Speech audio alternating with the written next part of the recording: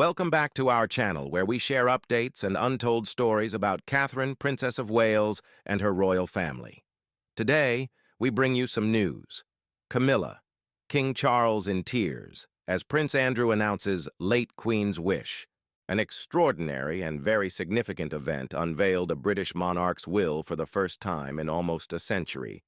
Late Sunday night, Prince Andrew, the Duke of York, entered the magnificent ballroom of Buckingham Palace to disclose the last will and testament of his late mother, Queen Elizabeth II. In a significant and very emotional moment, Andrew carefully broke the crimson wax seal on a cream-colored envelope that had been kept since the Queen's passing. "Her Majesty requested that her wishes be communicated," he said softly, his voice echoing around the still chamber. The disclosure of a royal will is a notable deviation from tradition. For almost a century, it has been usual for the wills of senior royals to remain sealed and hidden for decades, protected to maintain the family's privacy and dignity. The Duke of Edinburgh's will is required to stay private for 90 years to protect the Queen's reputation.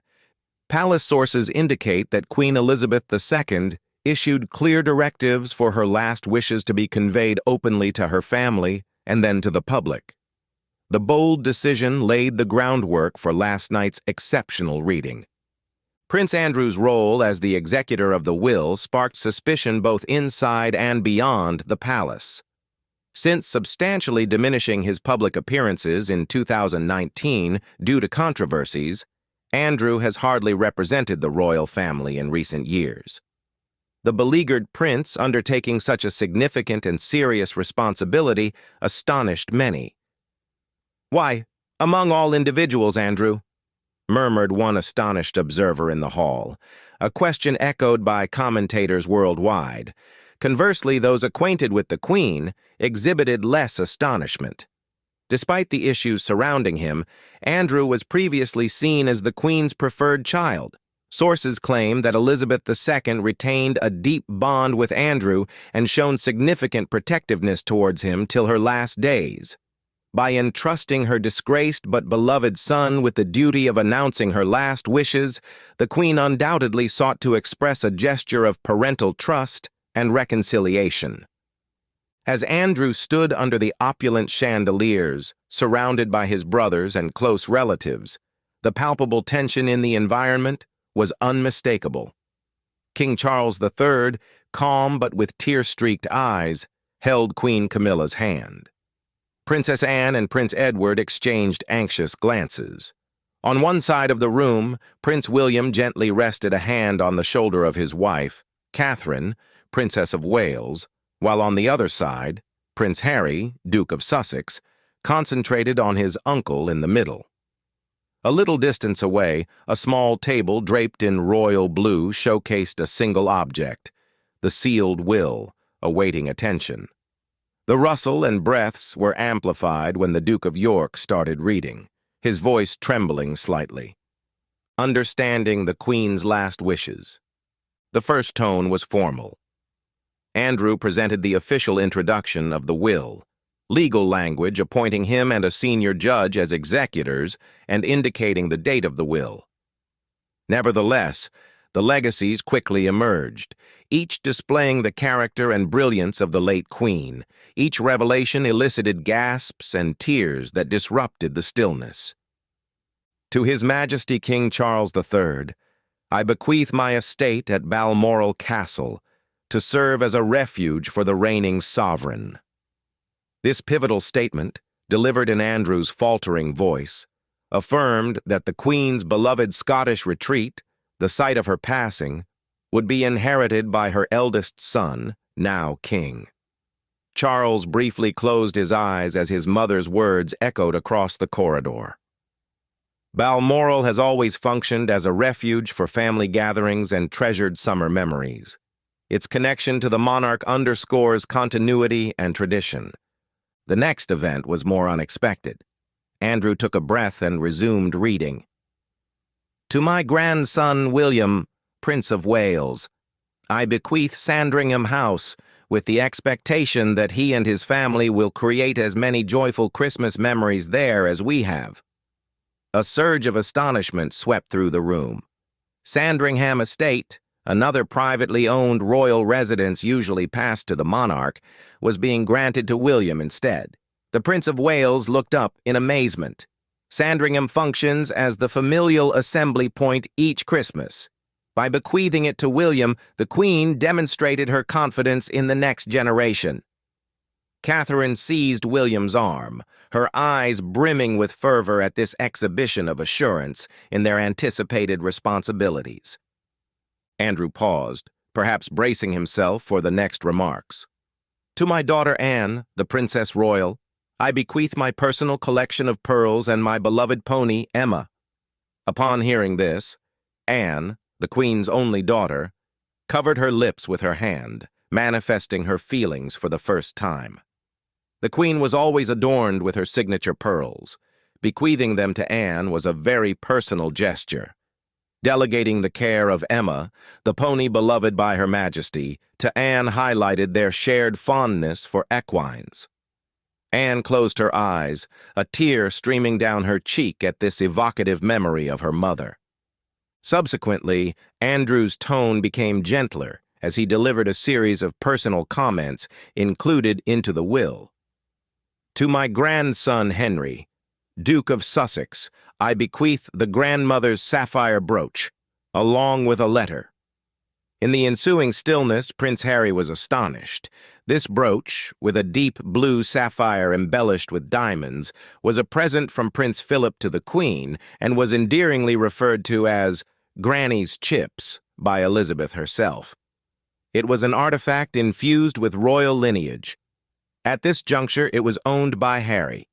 As Andrew unsealed an extra handwritten note that accompanied the bequest, his voice trembled.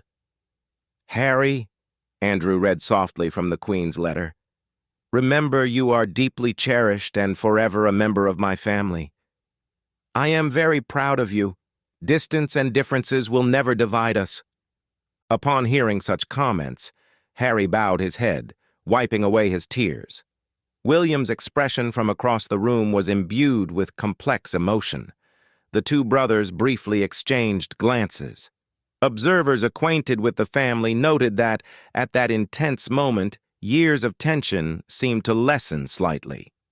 Andrew needed a minute to restore his composure. The Queen's poignant address to Harry profoundly affected him, as it did all those there. Breathing irregularly, he continued to examine the Queen's wishes. To Catherine, Princess of Wales, I bequeath the sapphire and diamond tiara that I wore on my wedding day. I see in Catherine a future queen distinguished by fortitude and loyalty. May she wear it with pride, knowing that I entrust her to preserve my legacy of service. Catherine inhaled sharply, recognizing it as the tiara the Queen had worn on her wedding day. This gesture signified the Queen's profound assurance and approval. Catherine pressed her hand on her heart, her eyes shimmering with tears of gratitude and resolve. The Queen's will recognized her youngest son, Prince Edward, for his years of fidelity. To my son Edward, I bequeath the title of Duke of Edinburgh, along with your father's naval sword. A soft murmur circulated among the family as the Queen conferred Prince Philip's legacy onto Edward.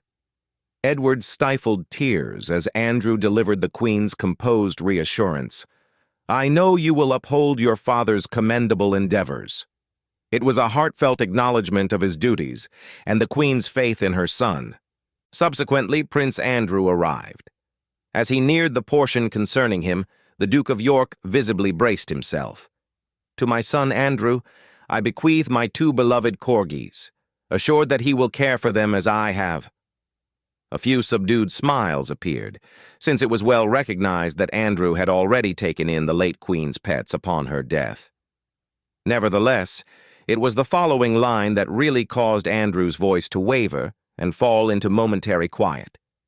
Andrew, always bear in mind my confidence in you.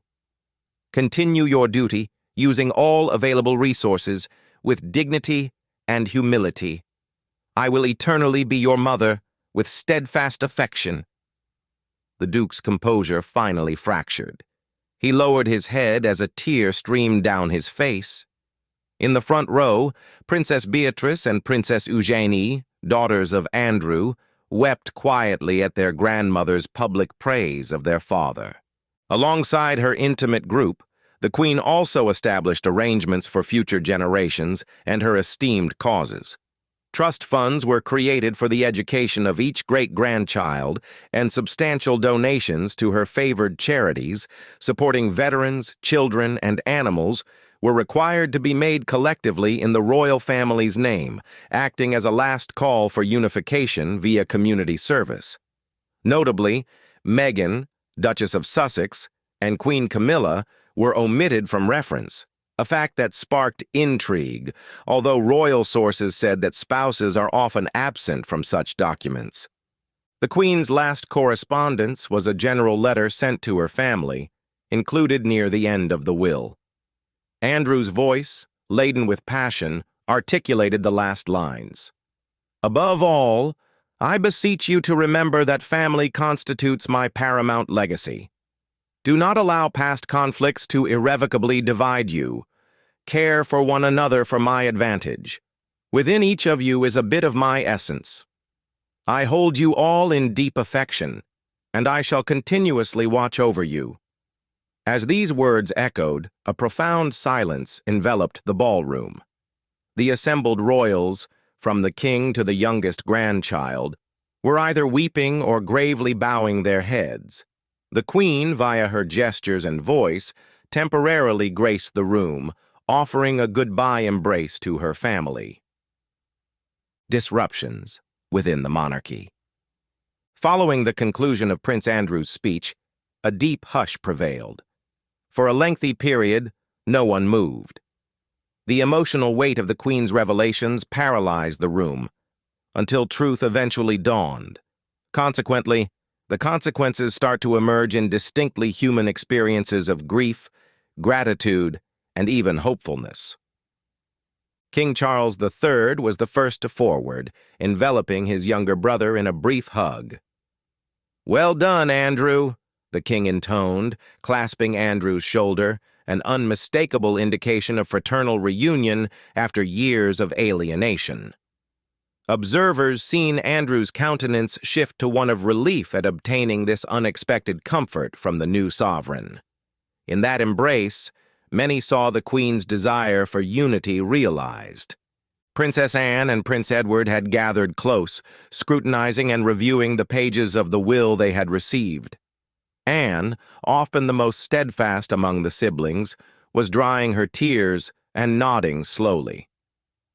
"It is typical of Mother to have the ultimate authority," she said to Edward, managing a sad smile. Edward sobbed softly, chuckling quietly while holding his sister's hand. He then revealed to a confidant that his mother's last letter to the family acted as a compass guiding us home, towards one another. A neighboring gathering was taking place. Prince William approached Prince Harry, a cryptic smile on the elder brother's face. Catherine, Princess of Wales, elegantly stepped aside to provide the two men space. For the first time in years, William and Harry faced one another without cameras or crowds, just two brothers connected by their grandmother's last words. "She truly cared for us, did she not?" Harry declared, his voice trembling. "Always," William said softly, his eyes shimmering. The next conversation between them is secret. Nonetheless, bystanders saw the two princes exchanging a brief embrace, a tentative but sincere gesture that could have seemed unimaginable only a day before. At that time, the bitter tension between the brothers began to fade, however temporarily, in the warmth of their shared grief and love for Granny. Catherine swiftly approached the boys, carefully handing Harry the folded letter given for him by the Queen. "You should keep this," she said softly. Harry consented and grasped the letter tightly. Other family members processed the news in their own ways. Queen Camilla, cognizant of the obligations and advantages of royal duty, was seen comforting her husband, the king, by stroking his back while he contemplatively reflected on his mother's comments. Princess Beatrice and Princess Eugenie embraced their father, expressing their relief at the Queen's public backing of him. "She possessed confidence in you, Papa," Eugenie said, feeling both emotional and gratified. Throughout the room, even the typically collected royal attendants had tear-filled eyes. A long-serving employee who had devoted decades to the Queen was seen sobbing quietly, and later conveyed to a colleague that the reading seemed as though Her Majesty was addressing us one last time. Once the first shock subsided, a sense of purpose enveloped the environment. The royal family temporarily disregarded practical matters, such as signing paperwork and executing the will's provisions, and allowed themselves to fully engage with their emotions that evening. They gathered to honor their matriarch's last wishes, during which they uncovered a rekindled intimacy that had been lacking for years. The Queen's carefully chosen words and gifts revealed layers of resentment and misinterpretation. In the absence of complete reconciliation, there was a willingness to forgive and forward. The immediate repercussions of Queen Elizabeth's unsealed will were not the upheaval or discord that some tabloids had gleefully forecasted. Instead, it represented an outpouring of communal sorrow and rejuvenation. Significant challenges persisted, including media inquiries for information and the articulation of global perspectives. On this night, inside the palace, the royal family had a long-desired moment of unity, arising from genuine honesty and love. The nation responds: grief, gratitude, and dialogue. By the next morning, accounts of the Queen's last testament prevailed in headlines and broadcasts. Individuals gathered outside Buckingham Palace to lay fresh flowers at the gates, as they had done upon her death. One note left at the fence said, "Thank you, ma'am, for bringing them together." A multitude of messages flooded social media each minute, embodying a cacophony of emotions. The hashtag #, Queens will swiftly garnered international attention as several individuals reacted to various factors, including the appointment of Prince Andrew as envoy and the heartfelt letter sent to Harry. "I am suffering piloerection. This will is deeply emotional. It seems as if the Queen was expressing those feelings," tweeted at BritMom82, echoing the views of many who were surprisingly moved. Some displayed more suspicion. Is Prince Andrew now adopting the persona of a hero? The Queen evidently retained affections for him. "Royal will," said our London lad, referencing the Duke of York's tarnished public image. Proponents responded in the online dialogues. Irrespective of opinions about Andrew, the Queen's confidence in him for this issue merits our respect. Windsor Watcher said, "She consistently recognized the best in her children," suggesting a more forgiving viewpoint. A multitude of persons lauded the Queen's gifts to William and Catherine as a significant affirmation of the monarchy's future. Conventional media embraced a more subdued tone. The BBC's nighttime program featured a grave correspondent outside the palace, outlining the will's principal elements against a backdrop of flickering lights outside the gates. "These revelations," he said, "portray a queen as both matriarch and monarch, employing her final act to offer comfort and guidance to her family." Royal commentators from many networks highlighted the atypical character of this event, BBC.com. It has been noted that no British queen in recent history has revealed the contents of their will, and that Elizabeth II's choice to do so would impact her legacy, both as a sovereign and as a mother and grandmother who deeply cherished reconciliation. Insiders said that the family sought to promptly fulfill the Queen's charitable legacies, and King Charles saw it as his grave duty to faithfully uphold his late mother's wishes. Legacy of unity and reconciliation. The dramatic disclosure of Queen Elizabeth's last will became an integral part of her legacy as time advanced. Individuals often indifferent to royal matters were surprisingly moved by the shown sympathy. Observers noted that each bequest had symbolic importance for its recipient. The carefully organized distribution of her belongings reflected the Queen's profound insight into her loved ones. In acknowledgement of Anne's steadfast courage, she bestowed to her the pearls she wore daily, symbolizing mutual devotion. She recognized Catherine's steadfast support and potential role, thereby bestowing a tiara she had once worn as a young queen-to-be. She saw Harry's suffering and emotional aloofness.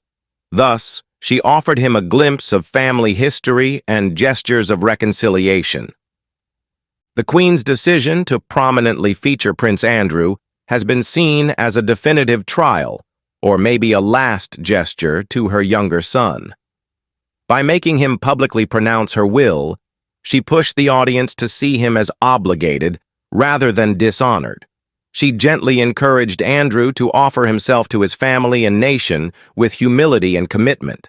Some royal analysts assert that this was Elizabeth II's approach to quietly steer her son towards a path of discreet atonement, a life in which, removed from public attention, he might dedicate himself to charity pursuits or support the family from a secondary role. The Queen believed that no child was beyond a mother's love or the possibility of rehabilitation, as noted by royal biographer Helena Amherst, who characterized her as an advocate for responsibility and second chances. In her last message to Andrew, "Continue to serve with honor and humility," she was both extending forgiveness and offering counsel. The extent to which the public or the palace can really forgive Andrew is ambiguous. However, for that singular evening, he was just a son fulfilling his mother's last desire, and he did it with palpable affection. The monarchy, as an institution, was shown via the transparency and warmth of this will reading, conveying a narrative of continuity imbued with empathy. After years of discord, marked by the Sussexes' departure, generational splits, and controversy, the world saw a moment of harmony. A commentator said that the Queen, in death, accomplished what she often tried to do in life. She reminded her family of their identity and the public of the importance of this family. Individuals participated in talks around kitchen tables and on talk radio, not about regal grandeur, but rather the deep of a grandmother's devotion and a mother's dreams. A lonely, earnest interpretation of a will cannot easily resolve all the challenges confronting the House of Windsor. The path to lasting reconciliation, among siblings, between father and son, and between the institution and its alienated members, is lengthy and uncertain. A revitalized spirit of optimism pervades the environment. The Queen, in her last act, offered her family a framework for healing and exhibited an extraordinary exhibition of royal vulnerability and grace to her people. In doing so, she set a persuasive example for her successors, that resilience and unity within the monarchy must not undermine compassion and honesty. Ultimately, Queen Elizabeth II's last will surpassed a simple legal document. It was a narrative, an epilogue in her story, filled with symbolic gestures, vivid memories, and heartfelt counsel. It included striking images and emotional climaxes, conveying lessons on love, responsibility, and forgiveness. It provoked emotions and revealed insights. Its essential importance resided in the unification of people. In a time of division, this may be the most enduring facet of her legacy. As the world reflects on this extraordinary event, it is clear that the Queen's greatest legacy lay not in the jewels, properties, or titles she bestowed, but in the healing she inspired among her dearest. It was perhaps her last and most consequential act of service. Thank you for watching the video. Please let us know your thoughts, and goodbye for now.